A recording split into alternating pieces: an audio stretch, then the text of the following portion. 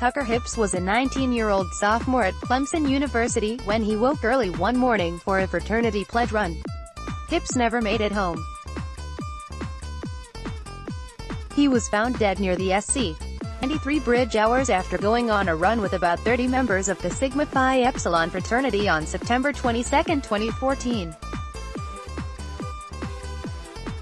Although Hips died that morning, his story lives on.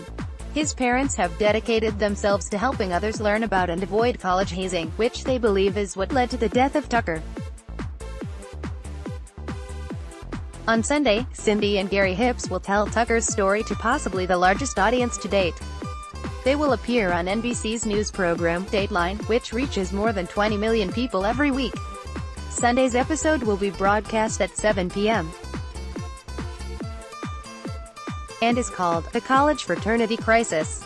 On the program, Cindy and Gary Hips will participate in a panel discussion that includes 14 other parents who say they have lost a son to college hazing. NBC News' Andrea Canning will host the show that reports on cases of alleged hazing at schools and fraternities across the country, including Clemson, Penn State, LSU, Texas Tech, Florida A. In August 2017, Cindy and Gary Hips settled a lawsuit against Clemson, part of which required the university to pay them $250,000 and to fund a $50,000 endowment that will be slotted for a Palmetto Boys State student to attend Clemson. Matt Walsh online at thestate.com. In that lawsuit, Hips' parents alleged that members of the fraternity forced their son to walk a narrow railing on the bridge over Lake Hartwell after he failed to bring breakfast for his fraternity brothers before the run. He died of head injuries that Oconee County Coroner Carl Addis said were consistent with having hit his head on rocks in shallow water below the bridge.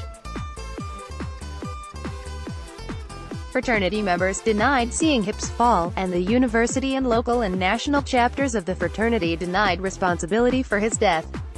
While Hips died after falling from a bridge, his mother said she sympathized with other families' stories of losing children to the misuse of alcohol, many of which will be shared on Sunday's Dateline. Tucker's case wasn't alcohol-related, but all those scenarios played out in his fraternity house, she said.